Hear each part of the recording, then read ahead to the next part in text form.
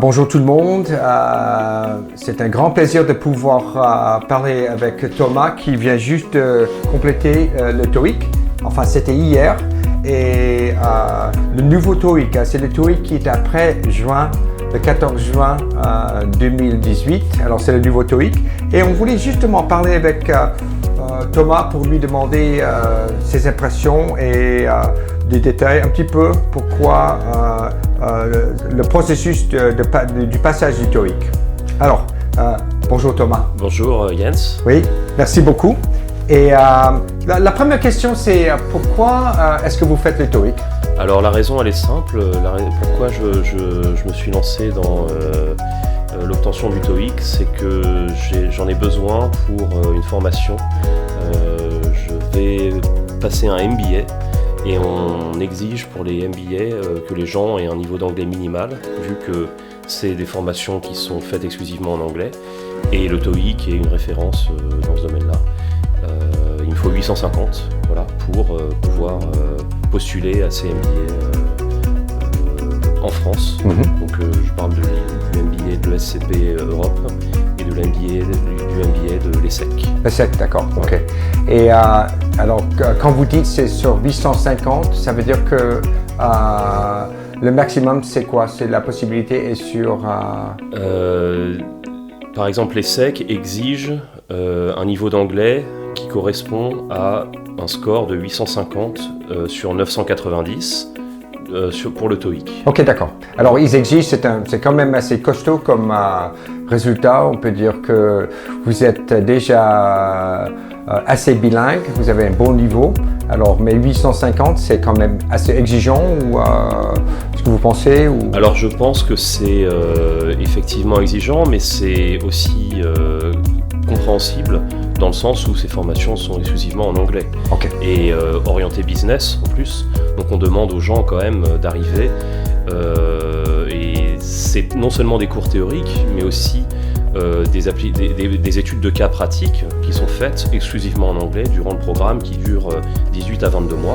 Et donc il est absolument nécessaire que les gens aient un très bon niveau d'anglais pour pouvoir compléter ces formations. Oui, et pour la préparation, qu'est-ce que vous avez fait? Alors pour la préparation du TOEIC, ce que j'ai fait, c'est que déjà, je me souviens qu'Jens en avait parlé un petit peu avant que je me lance là-dedans. Tu m'avais conseillé de venir sur le site de English AZ. English AZ.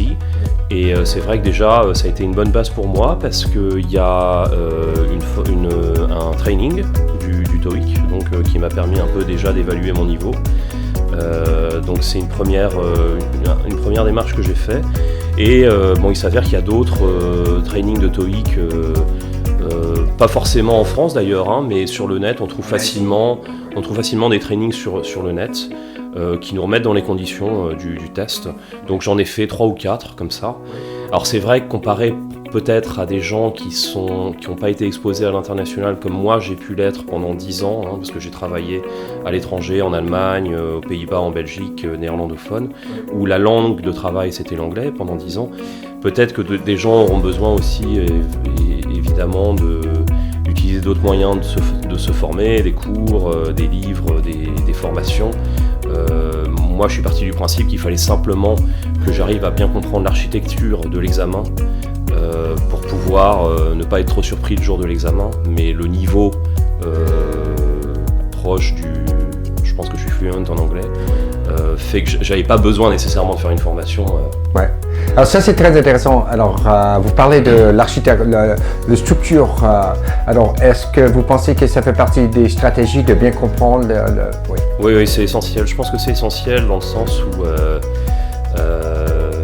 alors je vais essayer de résumer un petit peu. Il y a 2 grandes parties dans l'examen qui durent au total 2 heures.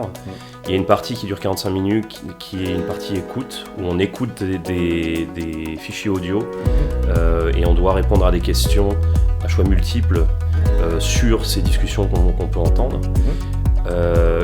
Et il y a une autre partie qui est de la lecture. Donc c'est simplement en utilisant un livret qu'on vous fournit au début de l'examen, avec souvent des textes à trous ou des questions, et c'est que de la lecture. Donc il y a ces 2 grandes parties. Et Et c'est bien de connaître l'architecture, hein, des sous-parties également. À titre personnel, j'ai trouvé la partie listening, donc écoute, un peu plus challenging que la partie lecture. Et alors, est-ce que c'est possible de nous passer à travers un petit peu la situation logique? Alors, à l'arrivée, qu'est-ce qui se passe? Parce que vous avez dit l'autre jour que c'était un peu, que vous étiez étonné un petit peu du rigueur. Oui, c'est très rigoureux. Alors, je pense que ça peut se comprendre dans le sens où ils veulent vraiment éviter les mauvaises surprises. Mais ils exigent que les gens arrivent 1 heure avant que l'examen commence. En tout cas, dans mon cas. Hein. Ouais. Et ils demandent, pour passer l'examen, il faut bien entendu s'inscrire auparavant. Arriver avec quel type de document? Le document format A4 de l'inscription, avec également une pièce d'identité valide, en validité. Hein. Avec une photo, j'imagine. Avec une photo sur la pièce d'identité, bien évidemment. Ils exigent aussi, il faut venir avec ses propres crayons. Éventuellement une gomme. Alors c'est du HB ou 2B, hein, c'est des crayons papier, critérium interdit. Ça ne peut pas être autre chose que des crayons papier. Une gomme. On n'a pas le droit par exemple d'avoir un taille-crayon, on n'a pas le droit d'avoir une calculatrice, autre chose que vraiment un crayon, une gomme, ce document et la pièce d'identité. On monte à l'étage, on se fait contrôler au départ, voir si... c'est de la sécurité, ça n'a rien à voir avec l'examen en lui-même, mais bon, il y a... Que vous n'avez pas une façon de tricher, ou c'est ça? Voilà, et ensuite, on valide notre inscription, on donne nos vêtements et nos sacs, etc. Dans un vestiaire, et on arrive dans la salle qui est écrite en fait sur le document, la salle et le numéro de table, et donc on doit s'asseoir à cet endroit-là en ayant sur nous que c'est des documents dont je vous ai parlé, ainsi que les crayons.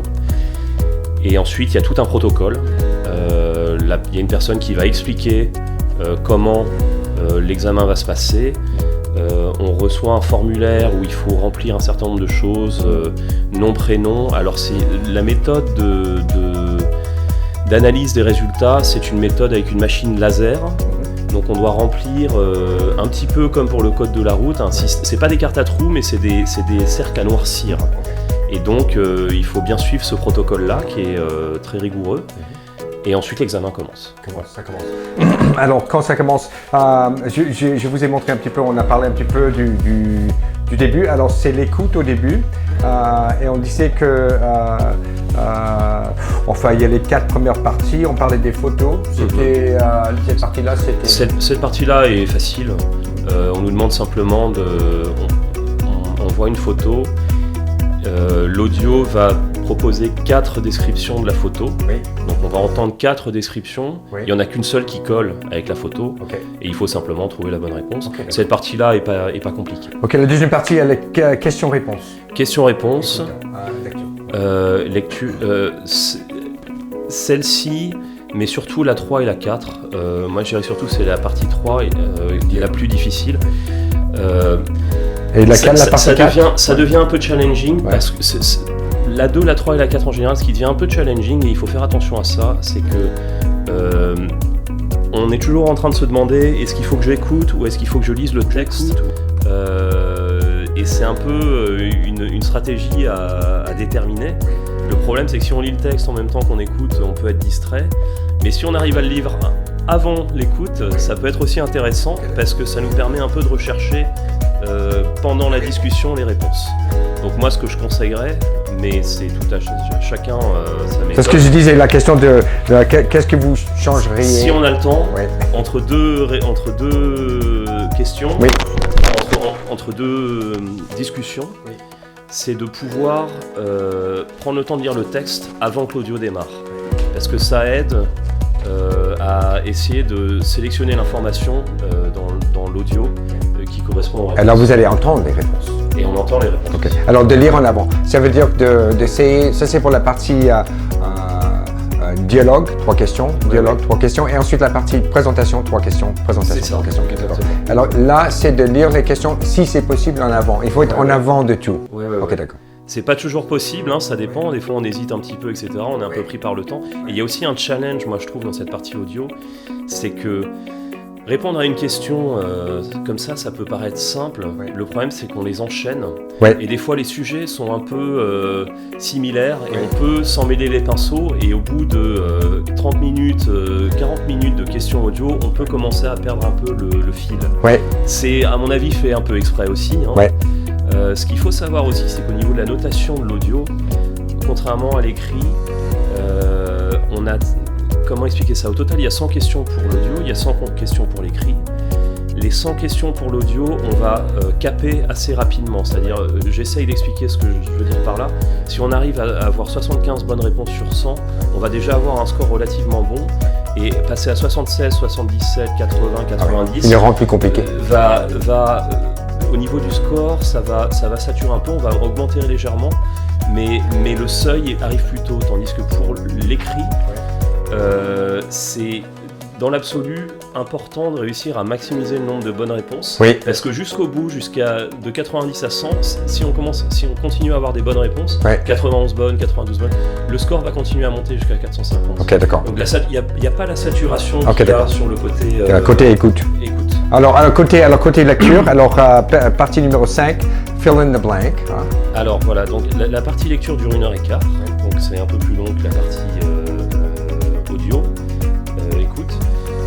Et il y a trois parties. La première, effectivement, c'est filling the blank, c'est des phrases avec des trous et 4 possibilités, à vous de trouver la bonne. Je dirais que cette partie, à titre personnel, cette partie, je l'ai trouvée extrêmement facile. Ok, d'accord. Parce que c'est soit grammaire, soit vocabulaire. Oui. Contexte. Ouais. C'est ça. Donc c'est un peu la grammaire du vocabulaire. Mais pour quelqu'un qui maîtrise bien l'anglais, c'est simple parce que c'est une seule phrase. Il n'y a pas à regarder le contexte dans un paragraphe, etc. Il y a 4 réponses possibles et moi j'ai trouvé qu'à chaque fois c'était très évident. Alors après c'est probablement aussi parce qu'il faut avoir un certain niveau d'anglais pour le faire, mais j'ai trouvé que c'était facile. Et ce que je recommande fortement aux gens, c'est d'aller vite sur cette partie-là. Parce que les 2 qui arrivent après prennent plus de temps. Ok, la partie 6, alors c'est remplir des trous dans un contexte comme un email ou comme dans un memorandum. Voilà. Et ensuite la partie 7, vous avez dit alors que dans la partie 7, c'est là où on a un texte, 3 questions. Un texte, 3 questions, 2 textes, 3 questions. 3 textes, 3 questions. Voilà. Alors, qu'est-ce qui s'est passé ? Alors, ce qui se passe à ce niveau-là, c'est qu'on peut vraiment être pris par le temps. C'est-à-dire, on se dit, on évalue le nombre de questions qui restent à répondre. On se dit, bon, ça va, j'ai le temps. Le problème, c'est que ça devient de plus en plus complexe. Et surtout 3 textes, 3 questions.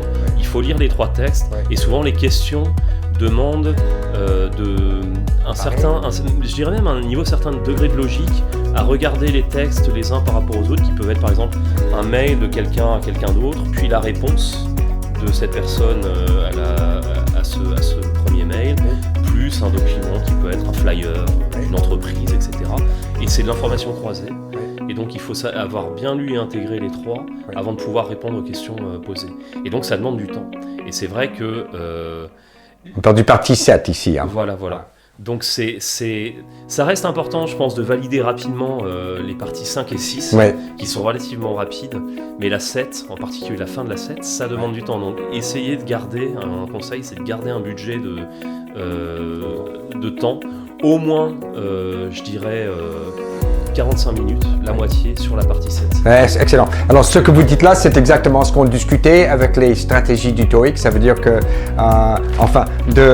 avec l'écoute, d'essayer d'aller en avance pour lire les questions avant qu'on entend l'écoute. Ça, c'est bref, en général, la première partie. La deuxième partie, c'est d'aller assez vite pour avoir assez de temps. Alors, je reprends ce que je dis, pas 45 minutes. Au total, la partie reading dure 1h15. Je pense qu'il faut au moins une demi-heure, passer une demi-heure sur la 7. Moi, il me restait une demi-heure et j'ai pas pu terminer. Les 3 dernières questions, j'ai dû répondre au hasard. Il y a un autre point à savoir sur le TOEIC qui est important quand même, c'est que contrairement à d'autres tests, répondre au hasard est mieux que de ne pas répondre. Ouais. Parce que les mauvaises réponses sont pas detrimental, sont pas donne pas de points négatifs, Oui. donc il faut répondre quoi qu'il arrive. D'accord. Même si on n'a pas le temps ou on ne sait pas, on répond au hasard. J'ai pas conseillé ça. Alors c'est très important d'abord de répondre à toutes les questions Oui. parce que même si c'est faux, on n'est pas puni pour une fausse réponse. Voilà, et statistiquement, vu qu'on a 4 réponses possibles, on a une chance sur 4 de trouver la bonne. Excellent. Donc si on répond à 4 questions au hasard, statistiquement, on a quand même une chance réelle que sur les 4, il y en a une qui soit. Ok, alors on a parlé des pièges pour vous. Alors la prochaine fois, alors si vous devriez le repasser, Oui. est-ce que vous changeriez quelque chose? Oui, je pense que comme il y a 2 choses moi que je changerais dans la partie reading, c'est vraiment se préparer mentalement en Concentration. la concentration sur les parties dialogue où en même temps on doit lire le texte, il faut être très très concentré. Oui. C'est pas difficile. Le problème c'est que le dialogue on n'entend qu'une fois et après c'est terminé. C'est ça, oui. Donc, Et on pense à le week-end un peu, puis et c'est terminé. au week-end, oui. Et surtout, elles s'enchaînent. Ouais. Donc il faut vraiment réussir à être le plus concentré possible sur cette partie-là. Ça reste un examen de 2 heures. À la fin, on est fatigué. Fatigué, j'avais la même. Il faut être attentif. Et donc l'autre conseil que je donnerais, évidemment aussi, c'est sur la partie écriture, aller vite sur les 2 premières parties, les 2 premières sous-parties, la 5 et la 6, qui sont quand même relativement faciles pour se dégager du temps pour la dernière, la partie 7, et être sûr de pouvoir terminer dans les temps. Ouais, excellent. Merci beaucoup. Thomas, merci beaucoup. C'est très sympa que vous partagez cette info avec nous et bon courage avec les résultats. On saura la semaine prochaine. Thank you. Merci, so much. Jens. Thank you. Okay, bye bye.